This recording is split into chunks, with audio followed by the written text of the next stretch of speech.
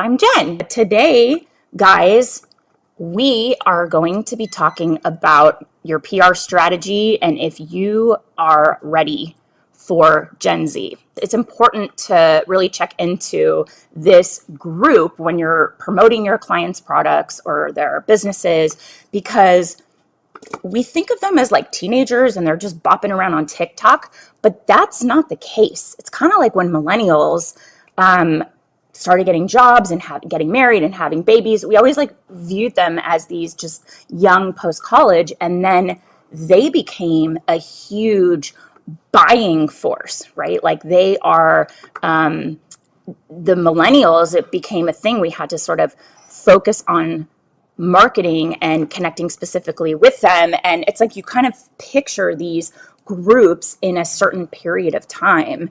And so Gen Z, we think TikTokers, teeny boppers.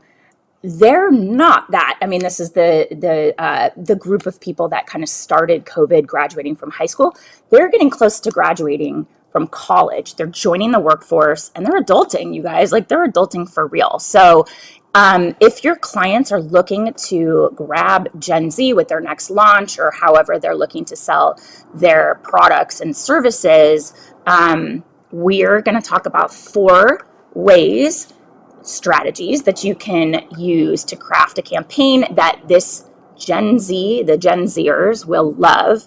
The key here we're going to talk a lot about is authenticity and consistency. And it shouldn't just be a thing that you tell clients is important. It should be a way of life for your clients and for you as you're building out content or crafting messages for the media. Authenticity, that's the number one most important factor that has to be communicated, especially for Gen Z. That is a huge key priority for them. And then also, we're going to talk about how to build a PR strategy that keeps young people, the youngsters, the Gen Zers engaged. Gen Z, they have set themselves apart over the last few years. So if you want to connect, you want to target with this group, you have to kind of think like them. So it's our job as a PR pro to take their wants, their needs, and honestly, I think most importantly for this group, their values into consideration when you craft a new pitch or you brainstorm your client's next campaign. So number 1, meet them where they are. This group might not be teens on TikTok anymore, but they're still very much online. They were raised on the internet. These guys rely on it for everything. That's where they go to find new products, to research brands, products, solutions for things, to get advice, everything. And they grew up as the platforms like Instagram and Twitter and YouTube really took off. So for them, it's second nature to consult these different platforms. They're making a lot of purchases online, probably all purchases, to be honest with you. And even if they want to go shopping in store, they're likely to, I want to say internet research, but really it's like something they might have seen on TikTok, or they look around and see their friends talking about something on Instagram or wherever. So they're doing online research first. So your client needs to get their online presence totally in check. So their social media pages, obviously, you want to have strong sense of branding. The aesthetic matches the brand, and you should really communicate your client's messaging. Make sure that the messaging, their values, the things that they stand for, what are their core company values, that's clear. It doesn't have to be in every post, but a consistent, like maybe the cadence of content you're posting includes consistently things that align with their values. You want to make sure also that, when we start, so their website and their everything that they're putting out, like pretty much the website, the blog, their e-commerce, if they have it, that it's user-friendly on both desktop and mobile, because that's not always the case. It's becoming more and more simple to have both optimized on these platform like site builders, WordPress and Squarespace. They'll and even Shopify, they'll have sites that are optimized for both. Used to be that you had to create one and then create another and, test them and stuff, but make sure, because they are on their phones and they need to be able to navigate a site that doesn't make them crazy, like they're very short attention span. So the website, check it with mobile. So site has to work online, and then leverage SEO to have a better chance of getting your clients in front of those curious Gen Z eyes. So use popular keywords, linking to having credible websites link to you that are in your niche. And that will help obviously boost your client standing with search engines and edge out competitors for those top spots on search page results. This is also where if, yes, we're not SEO agencies. We always tell clients we don't do SEO, but we understand that there's a value to having credible top tier referring sites linking to clients' websites. So we've talked a lot about the SEO value of helping, if you have products, helping publications find those little gaps in search volume where they're looking for a certain solution, and then the results returned aren't exactly addressing that solution. So, looking up keyword research, Google, when you set up an ads platform, you can get access, or you can tell your clients to check there for different keywords and the rankings for them. Because if you look at it in the context of buying media placements, the ones that are more searched, they're very competitive, the price is higher, but there might be some keywords that you can hone in on and direct content ad, include blog placements, craft a pitch around that will lock your client in as the referral site for that, not referral site, but the top site as the search result for that keyword. People are still searching for it, but it's not crowded. So find those like blue ocean opportunities. The second one, not going anywhere, influencers. You have to get influencers on board. You remember Friends, right? But remember how everyone was like, we got to get the Rachel haircut. But that was influencing, right? That's how we were getting those messages back then. But Gen Zers are more likely to get their style inspiration from their phone screen, not the silver screen, the small screen. Social media stars, we've had Addison Rae, Charlie and Dixie D'Amelio, Bella Porch, and they're popping up all over the place. They rule Gen Z. And then more sort of known traditional celebrities that have like a talent, like they're singers, Billie Eilish, Olivia Rodrigo, Shawn Mendes, they saw their careers really take off at the hands of social media. An endorsement or a shout out or just even a little using it on their TikTok, even though it goes away quickly, or stories, I guess, on Instagram. But if they're using the product, an endorsement, endorsement implies like a paid endorsement deal. Maybe there is a paid collaboration, but it's more like an organic integration into the content they're already creating. That goes a long way in solidifying your client's popularity among this group, this Gen Z. So we have all heard SponCon, sponsored content. So it could be that where you're just paying them to use it and form their own opinion. It could be a PR package unboxing. Those are really cool and clever. We always like to see how, the other half lives, like the people that are getting the free stuff, what those boxes look like. Or maybe it's a quick moment of praise after the influencer found your client's product on their own. Like one of those organic shout outs where they're like, they don't pay me for this. So I think if you are helping your client with an influencer campaign, one of the things that you should, it's amazing. It's the gift that keeps on giving, of course, right? One of the things that you should stress to them is that you're looking for authentic, genuine affinity for the brand, not somebody who's going to pay for it, get paid for it, and just shill all the time because they're doing that with 10 other products that are probably competitors. We want people who genuinely, love it. So if they're talking about it on their own, reach out, make a connection. It doesn't have to be a celebrity like a Paris Hilton or whatever, but, keep that in mind that they might, maybe you send it out, we monitor. So if we're sending PR packages to celebrities or influencers, we are then monitoring social because they might not tag the brand and they might post it. You never know. We're just monitoring all the time. And then just using influencers to your advantage. They're Gen Z, they'll have their eyes on big name TikTokers with millions of followers, but they are also engaging with small creators that are producing niche content. So this is where that targeting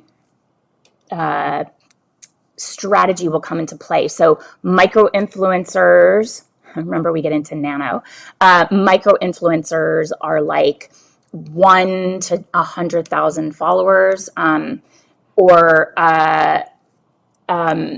macro influencers are like the big names. They're probably 100,000 to 1 million.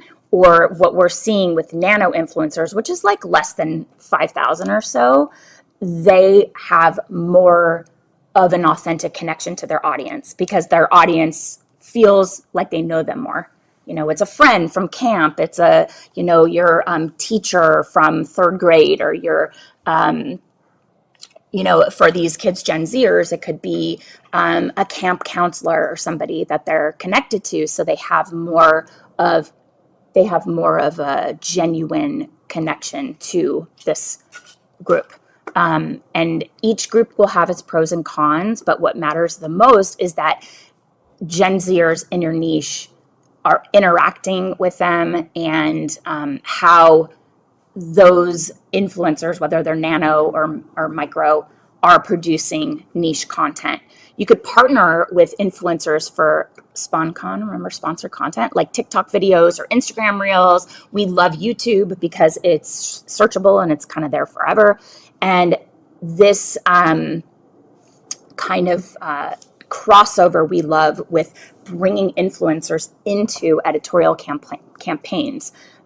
So there's like a crossover with that genuine affinity that they're sharing on social, and then maybe they are brought in to host content on the client's page. It could be a collaboration, a fab collab, something that you guys work on together. It's a limited capsule. The possibilities are endless, but a popular, credible influencer endorsing your client's product can change the game with Gen Z. They love limited edition products and supporting creators that they love. So if you find the right one who has a true passion for your client's brand, there's an opportunity there for the PR pitch angles and a bigger partnership to have a positive impact from those social media, like starts over on social and then sort of leads into the, partnership opportunities. So those are really cool. It takes a long time to work them out. So, thinking about next year, if you start in the first half of the year to target a few key influencers and you see some that are really moving the needle and they're really connecting with your target audience and your clients love working with them and the values align, then thinking about the sort of Q2 of next year, you can start forming a partnership on something that might launch in Q4 for holiday, or probably more likely is give yourself a full year runway. They just take a while, but they're really powerful. We talked about this a bit, but it's not going anywhere and it's becoming more important. Authenticity and consistency are key. So that's number 3. Gen Z cares. They are plugged into the news. They're aware of how their words and actions affect the world. Your client needs to show that same passion and commitment. And this goes for all levels of business. So if your client posts about how much diversity and inclusion mean to them, then that needs to be reflected in their staffing, put their money where their mouth is in their partnerships, in their editorial campaigns or their marketing campaigns, their social media visual feed. If that is important to them, then their brand has to reflect that at all consumer touch points and in the core makeup of the company. Gen Z wants to support brands that are socially conscious and take their platform seriously. When I say platform, I mean as a brand with followers and owned content online, that's a platform. You get to influence your audience, your followers that have an affinity and care about what you have to say. That is a platform. So they want to support, this Gen Z group wants to support brands that take that platform seriously. They want to see you're walking the walk before they make a purchase. And that the other thing too is, we've seen this so quickly, like with the cancel culture.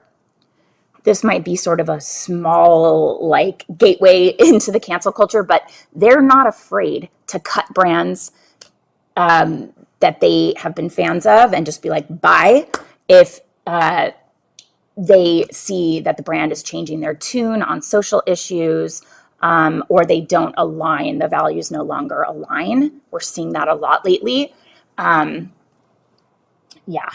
With all the charged political stuff, right?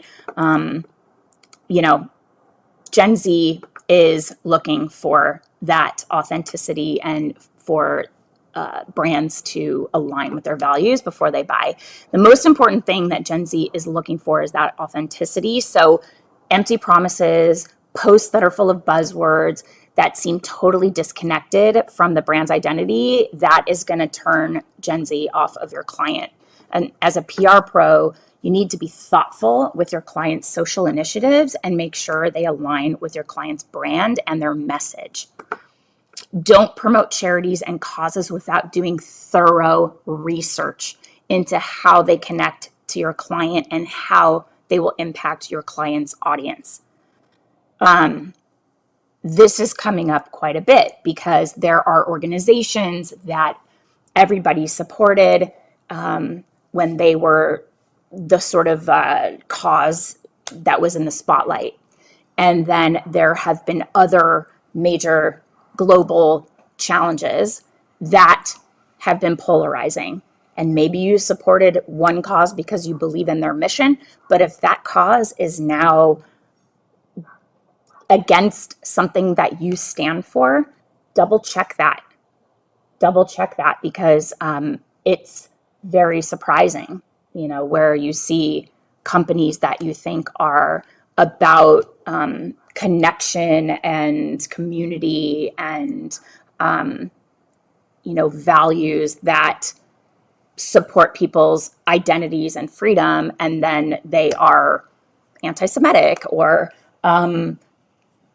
just anti, you know what I'm saying. I don't want to but you guys know where I stand, of course. But you want to double check because things have changed. So follow up, follow through with your initiatives and make sure those efforts are shown on social media. This group values consistency. A year-long commitment to a cause is far more valuable than a one-off post. So if you're thinking about something that will help your client connect authentically with this community, it should not just be a one-time donation or a post that says we stand for XYZ. It has to be in a part of their core corporate values, years-long commitment. It's going to make that community, that Gen Z group, diehards. They'll say, we love this company, we believe in them, everything they're doing. I think about, is it REI or North Face or Patagonia. They put their money where their mouth is. I mean, absolutely. They stand for, environmental causes and helping planet Earth, adventure, supporting their workers. And the owner of the company gave his entire company to charity. Not part of it, the entire company. Billions and billions of dollars gave the company to charity. They take care of their people. So if you support environmental causes and that's important to you, you're going to align with Patagonia and want to buy their products because they are all in on this cause that is a core value. You know, it's not a buzzword, it's not a marketing effort, it is core to what the purpose of this business is. That's an extreme example. Not a lot of companies can do something like that, but that's what I think of. It's like, I will buy Patagonia because they are awesome. Okay, so top 3 so far, we have meet them where they are. They're online, raised on the internet. Get those influencers on board and look for that authenticity with them. And then for number 3, the same authenticity and consistency are key, making sure that it's not just a one-time statement, but there's follow through and consistency in supporting a cause. And then 4, you got to keep them engaged. This is and I'm seeing it with my kids, the attention span is just getting shorter and shorter and shorter. Everything is like Facebook short, YouTube shorts, 7 seconds, flip, flip, flip, TikTok, quick videos, flip, flip, flip. But this is like a huge challenge is this group is very much like, I need it now. They don't have patience. This is social media, the impact of social media dramatically decreasing this Gen Z group's attention span. So you want to play into that with short and sweet content. So that's short, exciting videos that are posted on TikTok, maybe created on Reels and leveraged over on TikTok or vice versa. So you're just using the same content. YouTube Shorts. They love YouTube Shorts, especially when they're educational, informative. That will catch people's attention as they scroll their feeds. So if your client is also blogging, try out micro blogging, or maybe bright, colorful graphics, infographics, facts that they're sharing on social media. That's going to get their attention more than long form content. They're not reading it.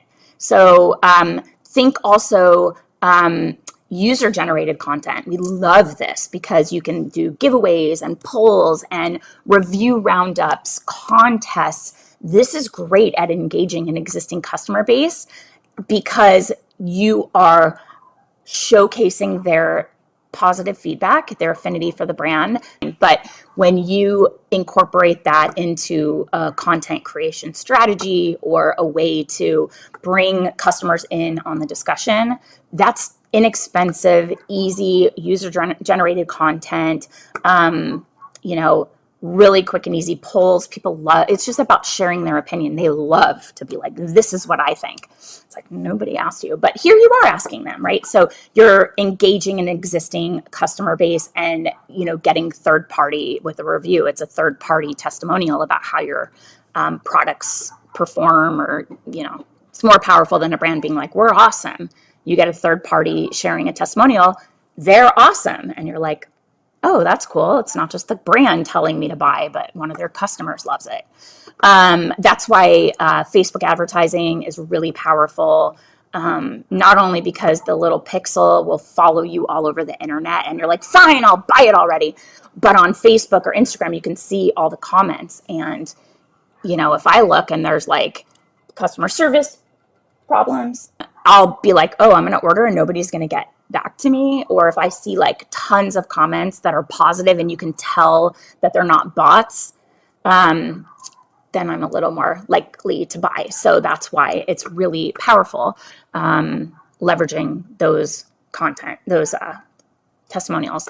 And then, of course, leveraging emerging tech to your advantage so you can create personalized content and experiences for Gen Z.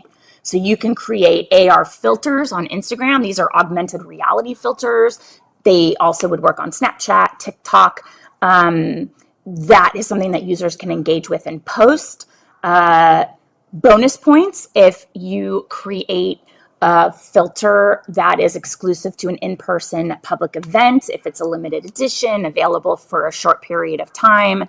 We used to do like geofencing for events where we would create like an event tag or like an overlay on social that only worked if you were within the four kind of virtual walls of the zone we chose for the event.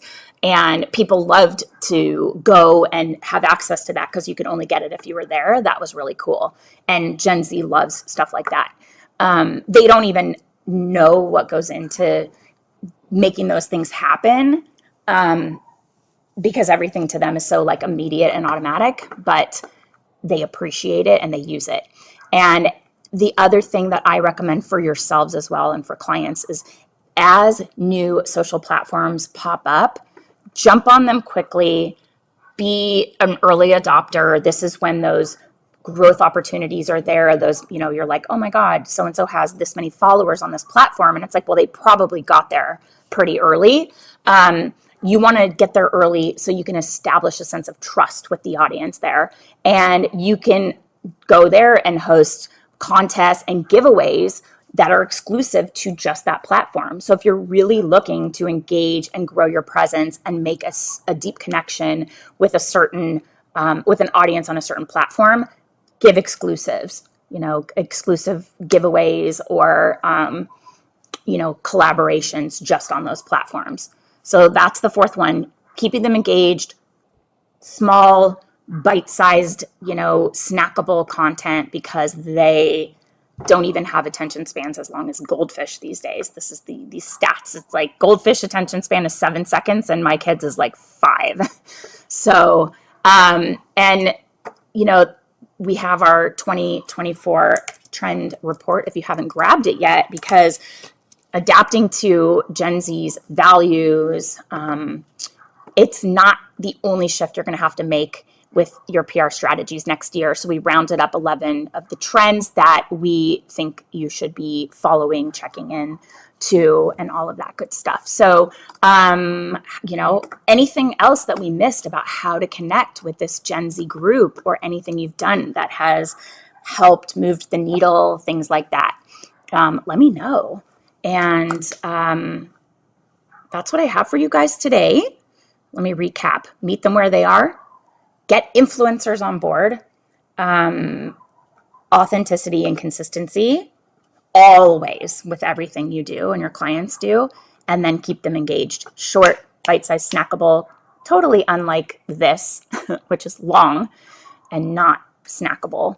But I like to hang out with you guys. I missed you last week for Thanksgiving. I hosted. Everybody brings their dish, so it's super easy for me. We had some friends over.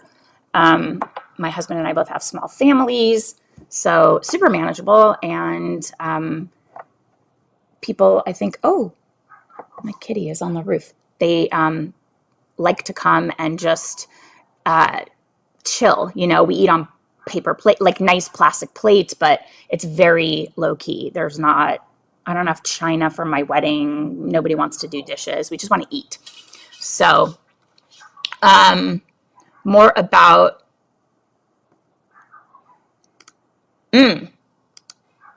okay, an audit. Yeah, so Nicola's saying, love to know more about our external comms audit for your new clients.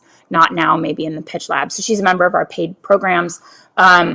Submit it as a question, Nicola. That would be great. I'd love to tackle that. And I think there's also a way to do, like, if your client is not ready, they don't have the budget yet, this is a really great way to get your foot in the door with them, get them to be a paying client.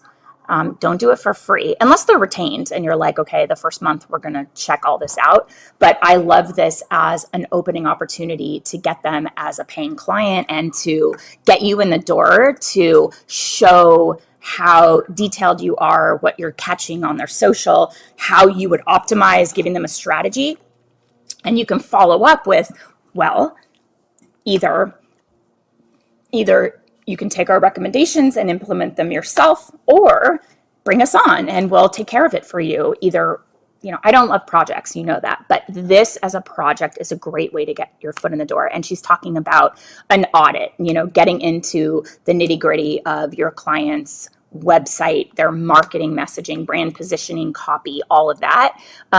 One of the members of our community, Chrissy, are you here? One of the members of our community, Chrissy Bernal, does this with the storybook method. So she is coming in ahead of PR and crafting the positioning, all the messaging, pitch angles. We actually had her question this week in the pitch lab that I answered. So anybody that's a member of the pitch lab is going to get access to all of the Q&A vault, all the questions that people ask and we answer. And she showed us how she positioned a really challenging client. You know, basically, I think an attorney who was convicted of RICO, you know, racketeering, influence corrupt organizations, like, you know, served time in prison, and now he's out and using all of his life experience to be a thought leader. And she came up with so many good ideas. And so we took that in the pitch lab and just punched it a little bit, made it a little bit more timely, relevant, compelling. And so that is in the Q&A vault. It's going to go in this week. We just recorded it. So that is a great sort of front end service to get you in the door, get these people paying you so that the transition over to like, oh, the strategy you did is really good. And they're like, wow, that's the what. And they paid you for it. Again, do not give away strategy for free. Now you have the opportunity to either say implement it yourself or let me do it for you. That's the how.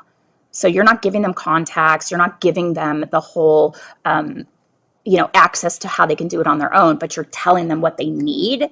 And then you're showing them how they can trust you. You're the expert. And it is a way for you to get in there. And what are they going to do? Take your strategy and go hire somebody else that is unproven and be like, oh, this really savvy marketing and PR pro came up with this audit for us and they gave us some recommendations, or are you going to say, okay, great, like sounds great, let's go, so it's a little test. You can get in there, but do it paid. We can talk more about what goes into those audits. So great question, Nicola. I think that's really savvy. Love it. I think that's going to be kind of a new approach in the new year for selling services because our members are having a harder time in their sales process. It's across the board, all niches, all kinds of marketing, service, PR, digital marketing, social media, all of our members of our community, not just our community, but people in our world are having these longer sales cycles. They're having longer,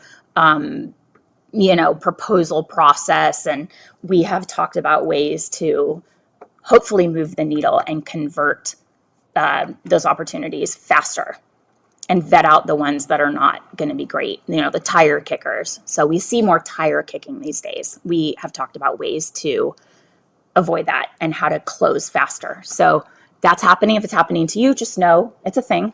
We're all experiencing it, and there are ways to remedy, and we've talked about them in our programs. So anybody else have any questions for me? It's so nice to be back and see you guys. Something's going on out there. I have to pop my head over the balcony and see. Anybody get anything great for Black Friday, Cyber Monday? I know we are shopping small, but sometimes there's a deal and you're just like, I waited until Black Friday, Cyber Monday I needed like nightstands and a bed and not a mattress, but a bed. I finally pulled the trigger. And then the day after I bought everything, the prices shot way up. So they took like the current prices and then discounted those. And then when the sale ended, the prices went way up. It's crazy. There was like a $3,000 swing on the bed frame I bought. I was like, whoa. So I'm excited. It's going to be a little while till they come, but I'm excited for that. I feel like a super grown up having like matching nice, not super matching, but like fancy adult furniture. I'm so excited. Anybody buy anything good? What else do we get? A lot of skincare deals. I have to like stop with the skincare. My client Omnilux, if you're thinking about getting an LED device, this is the time. They're running a really good promotion, and they have these new minis, so they're about $100, and they're targeted patches that have LED technology in them. So you could do like under eyes, these lines, marionette lines. They can do anti-acne. So if you have like a blemish that's forming under the skin, you just put this patch on, and it's got LED technology in it. They're reusable. They adhere with these they have hyaluronic acid in these like sticky adhesives, and you put it on your skin. And instead of buying the whole mask, it's a lot more target specific and cost effective. So if you've been thinking about checking into LED, Omnilux, my client, is the gold standard. Their products are FDA cleared. Their wavelengths work better than any other brand out there. Get it. They work. And thank me later, because their sale is on right now. OmniluxLED.com. Little shout out to my lovely, lovely client. All right, guys, thank you so much for being here. Let me know if you have a topic you want us to cover. I'm so grateful for you on Thanksgiving. Even though I was taking a bit of a break online, I was thinking about how lucky I am that this community has connected the quality and caliber of people that have found us and that have made connections with each other. And so you showing up here is just another like cherry on top of how thankful I am for you. So thanks for being here, and I'll see you guys again soon.